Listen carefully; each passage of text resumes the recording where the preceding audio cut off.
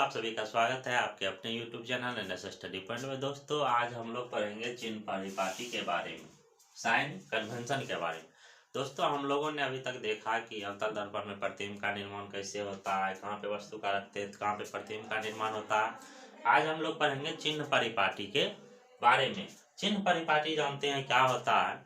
चिन्ह परिपाटी की जरूरत क्यों होती है? चिन्ह परिपाटी की जरूरत वस्तु किधर है, प्रतिबिंब किधर है, यानी कि उसका पोजीशन दिखाने के लिए, स्थान निर्धारण के लिए चिन्ह परिपाटी की आवश्यकता होती है।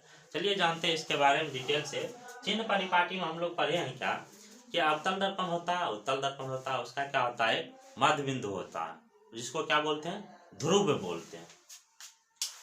जैसे ये हम लोग पढ़े थे, ये क्या है, उत्तल दर्पण, इसका मध्य बिंदु, इसको क्या बोलते थे, ध्रुव। ये क्या है, अवतल दर्पण, इसका मध्य बिंदु ये क्या है, ध्रुव। ठीक ना। तब यहाँ पे एक और इससे ध्रुव से जो लाइन जाती थी उसको क्या बोलते थे, प्रधान अक्ष। तब यहाँ पे ग्राफ फॉर्म में बनाते हैं इसको, ये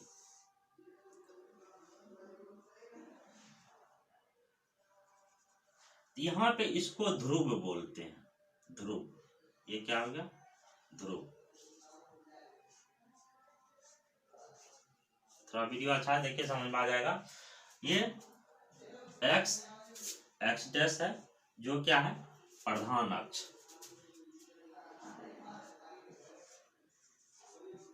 प्रधान अक्ष। ठीक, ये बात।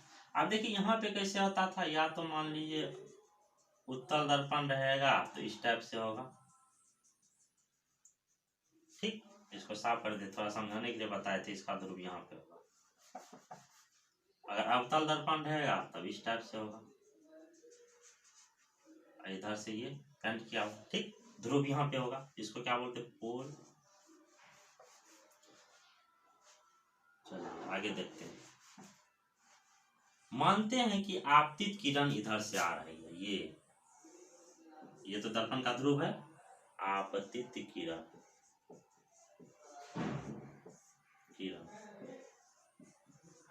देखिए जितना भी दूरी मेजर किया जाता है दर्पण में, सभी ध्रुव से किया जाता है। ये याद रखिएगा, सभी दूरियां ध्रुव से मापी जाती है। नोट करके इधर लिख देते हैं, सभी दूरियां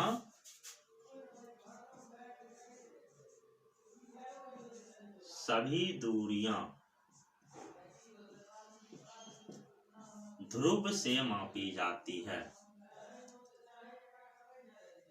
सभी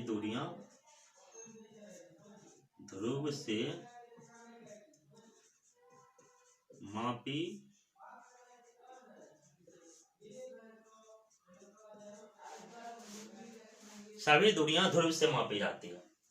ये आपतित किरण है। अब देखिए मान लीजिए ध्रुव है, जब ध्रुव से इधर चलेंगे, मतलब आपतित किरण की विपरीत दिशा में, जब ध्रुव से आपतित किरण की विपरीत दिशा में चलेंगे तो दूरियां निगेटिव माप लेंगे। जब ध्रुव से विपरीत दिशा में चलेंगे तो दूरियां क्या लेंगे, निगेटिव। इसका मतलब इधर का दूरी क्या लेंगे, निगेटिव, माइनस v। समझ गए।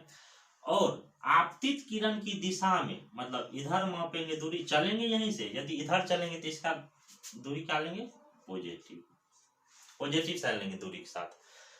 यानी कि आपतित किरण की दिशा में मापी गई दूरियां धनात्मक होती है।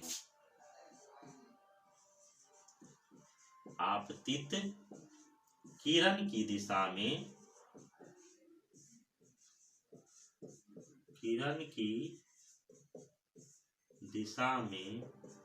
मापी गई दूरी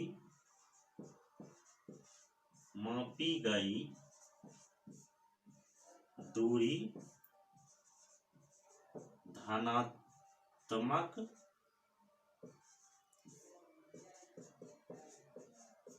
होती है, तथा आपतित किरण की विपरीत दिशा में, ध्रुव से कहां चलेंगे, ध्रुव से आपतित किरण की विपरीत दिशा में मापी गई दूरी ऋणात्मक होती है, धनात्मक होती है, तथा आपतित किरण के विपरीत दिशा में मापी गई दूरी ऋणात्मक होती है। ऋणात्मक होती है। समझ गए दोस्तों? ये यानी कि इसी टाइप से, जैसे मान लीजिए, इसको थोड़ा और समझाते हैं कि ये मान लीजिए दर्पण है, उत्तल दर्पण। तो इसमें मान लिया ध्रुव से यहाँ पे वस्तु है, ऐसे बनाते थे प्रतिम। तो ध्रुव से चलेंगे, इधर चलेंगे, प्रकाश की इधर आते, तो वस्तु का दूरी u, ये क्या होगा, ऋणात्मक लेंगे, माइनस v। समझे? अब प्रतिम इसका किधर बनता था, यहाँ पे बनता था दर्पण के पीछे। तो दर्पण के पीछे इधर पोल से इधर चलेंगे, इसका मतलब इसका दूरी क्या होगा, धनात्मक। इधर प्रतिम का दूरी क्या होगा, धनात्मक। ये थोड़ा सा एग्जांपल दिए, और बाकी क्वेश्चन में इसको देखेंगे कैसे क्या होता है। एक बात याद रखिएगा दोस्तों कि वस्तु का दूरी हमेशा ऋणात्मक ही आएगा, ये दिमाग में बैठा लीजिए। वस्तु की दूरी कभी भी धनात्मक नहीं आएगा। अब प्रतिबिंब का दूरी धनात्मक और ऋणात्मक दोनों होता है, क्योंकि प्रतिबिंब दर्पण के पीछे भी बनता था और दर्पण के आगे भी बनता था। इस केस में, और उत्तल दर्पण के केस में जो होता था, प्रतिबिंब का निर्माण हमेशा पीछे बनता था। तो अवतल दर्पण में बोलेंगे प्रतिबिंब का दूरी हमेशा क्या होता है, धनात्मक होता है, और वस्तु का दूरी ऋणात्मक होता है। लेकिन अवतल दर्पण के केस में क्या होता है, अवतल दर्पण में वस्तु का दूरी क्या होता है, निगेटिव तो होता ही है, लेकिन प्रतिबिंब का दूरी धनात्मक तथा ऋणात्मक दोनों होता है। लेकिन एक केस हमेशा याद रखिएगा कि वस्तु का दूरी हमेशा निगेटिव आता है। यहाँ पे लिख देते हैं,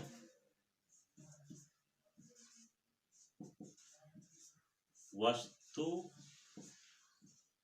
का दूरी हमेशा ऋणात्मक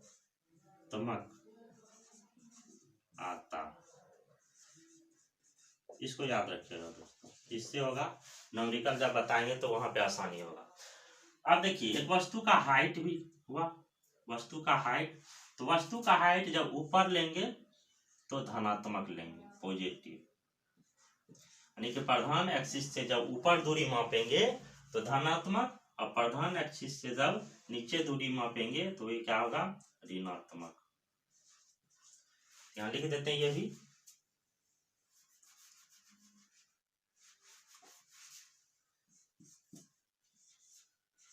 प्रधान अक्ष से ऊपर मापी गई दूरी धनात्मक होती है, धनात्मक।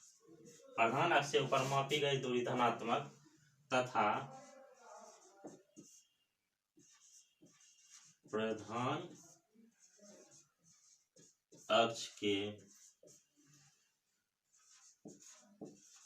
नीचे मापी गई दूरी ऋणात्मक होता है। समझिए दोस्तों, यानी कि ये जब दर्पण का ध्रुव रहेगा, ध्रुव से आपतित किरण के विपरीत दिशा में जब दूरी मापेंगे तो वह क्या होगा, ऋणात्मक होगा। और एक चीज दिमाग में बैठा लीजिएगा कि ये नहीं कि इधर का दूरी हमेशा निगेटिव होता है। मान लीजिए एक एग्जांपल के लिए हम समझा रहे हैं कि यदि उत्तल दर्पण ये है, ठीक, तो उत्तल दर्पण ये है तो वस्तु तो यहाँ रहेगा। अब देखिए, इस कंडीशन में देखिए, जब इधर दूरी मापिएगा तो निगेटिव होगा। क्यों? क्योंकि देखिए, यहाँ से आपतित किरण इधर से आएगी, तो आपतित किरण की विपरीत दिशा में ये दूरी माप रहे हैं। तो आपतित किरण के विपरीत दिशा में दूरी मापेंगे तो क्या होगा, निगेटिव होगा। ये नहीं समझिएगा तो राइट साइड में निगेटिव पॉजिटिव होता है, लेफ्ट साइड में निगेटिव, ऐसा याद नहीं रखना। आपतित किरण की विपरीत दिशा में जो दूरी मापते हैं ध्रुव से, वो निगेटिव होता है। लेकिन जनरली क्वेश्चन में ये ऐसा ही दिया रहता है, ये कंफ्यूज नहीं करिएगा। तो ये क्या होगा, आपतित किरण के विपरीत दिशा में मापी गई दूरी ऋणात्मक होती है, आपतित किरण की दिशा में मापी गई दूरी धनात्मक होती है। प्रधान अक्ष से ऊपर मापी गई दूरी धनात्मक होती, नीचे मापी गई दूरी ऋणात्मक होती। इतना याद हो गया। यही था साइन कन्वेंशन। कुछ और इसके बारे में जान लेते हैं कि अवतल दर्पण में क्या क्या हो सकता है, उत्तल दर्पण में क्या क्या हो सकता है, इसको लिख लीजिए।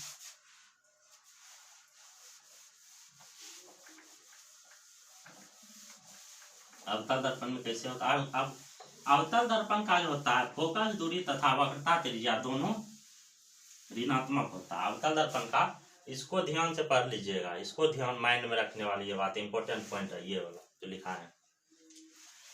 ये देखिए, अवतल दर्पण बनाते हैं,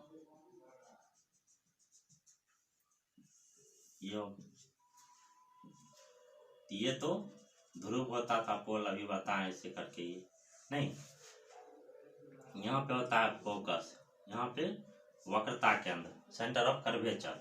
अब इधर से ये आपतित किरण आता है, तो इसके विपरीत दिशा में जो दूरी मापते वो निगेटिव मापेंगे। तो अवतल दर्पण में फोकस दूरी तथा वक्रता त्रिज्या, ये डिस्टेंस को बोलते हैं फोकस दूरी तथा वक्रता त्रिज्या ऋणात्मक होता है। किस दर्पण में?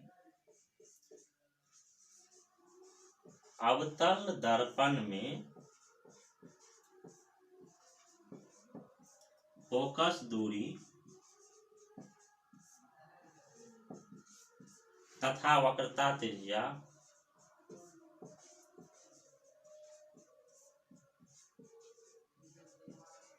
ऋणात्मक होता है।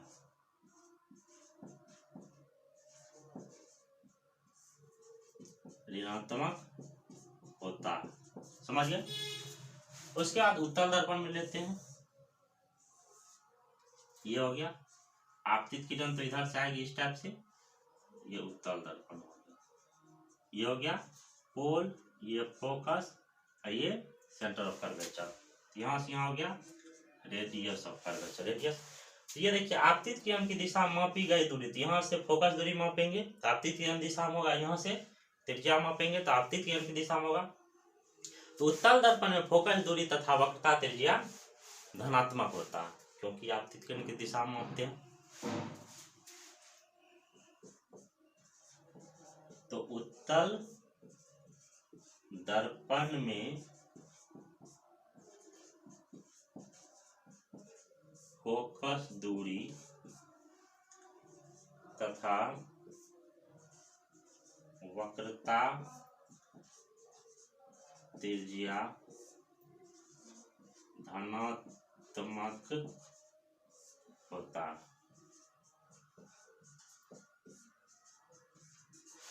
तो दोस्तों, एक वीडियो और बचा हुआ है, कल दर्पण सूत्र के बारे में बता देंगे, और रिफ्लेक्शन ऑफ लाइट खत्म हो जाएगा, प्रकाश का प्रवर्तन खत्म हो जाएगा, लगभग क्या खत्म हो जाएगा कल। और एक वीडियो न्यूमेरिकल का लेकर के आएंगे, जिससे आप लोगों का जितना भी हम थ्योरी पढ़ाए हैं सभी क्लियर हो जाएगा दोस्तों।